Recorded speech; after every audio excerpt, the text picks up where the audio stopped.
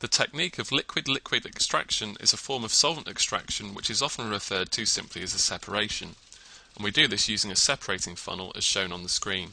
The technique can be used in a range of contexts, and it's important that you understand why you're carrying out a separation in the experiment that you're doing. In this demonstration, we have a solution of a product of a reaction in an organic solvent, which in this case is diethyl ether. We are going to wash the solution with water to remove impurities which are water soluble. The first step is to remove the magnetic stirring flea from the reaction flask, and we need to wash this with ether to ensure that we don't lose any of our product. We now need to pour the solution of our product into the separating funnel, taking care to avoid any spillages, so it's wise to use a small glass funnel as we pour. Then we can rinse our reaction flask with more ether to ensure that no product is lost.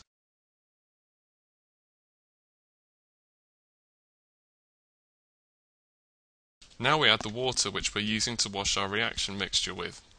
It's important that you pay attention to your script, which may specify a different solvent and a particular volume that you need to work with.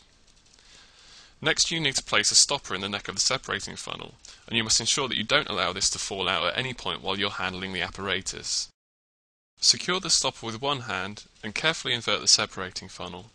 Now you can gently shake the funnel while periodically opening the tap to release pressure. Normally you carry out these steps several times to ensure thorough mixing of the two layers. And then with the tap closed, you can carefully replace the funnel in the ring on the clamp stand.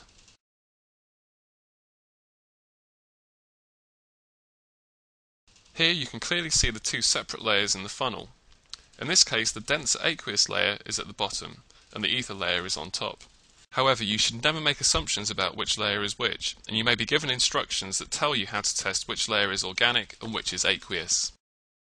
Before running any solvent out of the funnel, you must first remove the stopper. Not doing so is a common error which will prevent the solvent from running freely. Now you should place an appropriately sized conical flask under the separating funnel before carefully opening the tap to allow the lower layer to run out.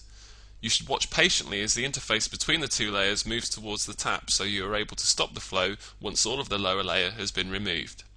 Remember that in this case the lower layer was the aqueous layer. Now you can remove this flask and place a second clean conical flask under the separating funnel to collect the upper layer.